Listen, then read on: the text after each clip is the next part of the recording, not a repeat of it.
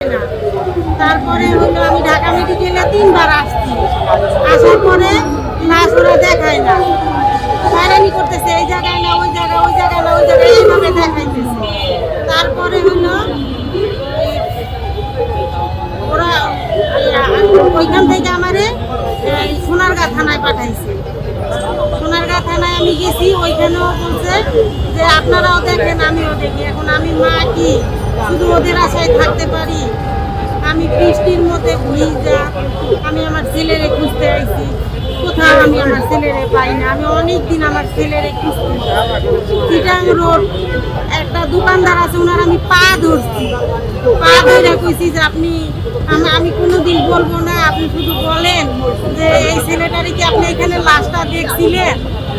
ওনারা বলছে যে না আমরা জানি না এগুলা, আর জানলেও বলা যাবে না, এইভাবে ওনারা আমারে বলছে। তারপরেও আমি খুঁজছি, অনেক জায়গায় আমি খুঁজছি, আমার অনেক হয়রানি করছে, আমার অনেক খারাপ কথা বলছে, কিন্তু ওগুলো আমি কিছু মনে করি নাই। আমার সন্তানটা ও 4 তারিখে মিছিলে গিয়েছে, আবারও বাসায় আসছে, 5 তারিখে ও সকালে বের হয়েছে, আর ও ফিরে আসে।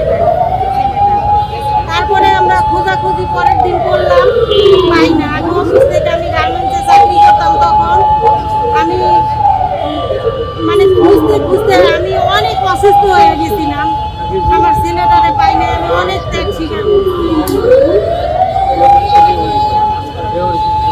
সর্বশেষ কোন দিন দেখা হয়েছিল আপনার ছেলের সাথে শেষ দেখা? 5 তারিখে সকালে আমি ওর সাথে ঘুম থেকে উঠতে 5ই আগস্ট 5ই আগস্ট সকালে ঘুম থেকে উঠতে কাজ করছে, ওয়াশরুমে গেছে, কিন্তু আমার হাতে নাস্তাটা খাইয়া যাইতে পারে নাই। আর আমি যাইতে দিব না, এই কারণে আমার না হয়ে চলে গেছে আমার বাবা, ওই আমার শেষ। আর আমি আমার বাবাকে এই যে ছেলের শেষ দেখা পেলেন না, আপনার হচ্ছে এতদিন পর ছেলের মানে লাশের পরিচয় পেলেন, এটাতে আসলে দায়ী কাদের মনে করতেছেন? এখন আপনার চাওয়া কি? এটা হলো আমার জায়গায় জায়গায় ঘুরাইছে, এটা হলো আমার ছেলেটা যে দেশের জন্য যে শহীদ হয়ে গেল, তাইলে আমার জায়গায় জায়গায় ঘুরাইছে, আমি এদের কাছে গেছি, আমার কেউ কোনো মূল্যায়ন করে নাই। তারপরে আমি একটা ভাইয়ের কাছে সমন্বয়, আমি একটা ভাইয়ের কাছে নাম্বার পাইছি, নাম্বার দিয়ে ওদের সাথে ফোনে কথা কইতে কইতে একসাথে এই পর্যন্ত আসছি। আর ও মিছিলে গেছে সেটাও আমি জানতাম না। তারপরে যখন আমি আশেপাশে ছবি দেখাইছি, ওইখানে আমি অনেকদিন যাবত থাকি, আশেপাশে ছবি দেখাইছি, তখন ওরা বলছে যে ও তো মিছিলে গেছে। তারপরে মানে এক একজন এক এক কথা বলছে, ও মিছিলে গেছে, আমাদের সাথে অমুক দিন গিয়েছে, আবার ফিরে আইছে, একসাথে আমরা গেছি, ওর সাথে একসাথে পড়াশোনা করছে, বন্ধুদের সাথে একসাথে ও মিছিলে গেছে।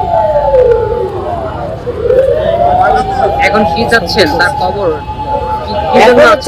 আপনারা তো এখন লাশের পরিচয় পেলেন, এখন আপনারা কি চান? এখন আমি সরকারের কাছে চাই যে তারা আমার গ্রামের বাড়িতে সরকারি মর্যাদা দিয়ে, রাষ্ট্রীয়ভাবে সরকারি মর্যাদা দিয়ে আমার লাশটা শহীদ গ্রাজুয়েট দিয়া তারা জানি আমার লাশটা আমার কাছে বুঝা দেয়। এখন তো শুধু বলতেছে যে ডিএনএ মিলছে, কিন্তু লাশটা তো বেওয়ারিশ হিসাবে মাটি দিছে, লাশটা তো আমি পাই নাই। লাশটা আমার কাছে আমার বুঝা দেয়, আরো শহীদের মর্যাদা যেন পায় রাষ্ট্রীয়।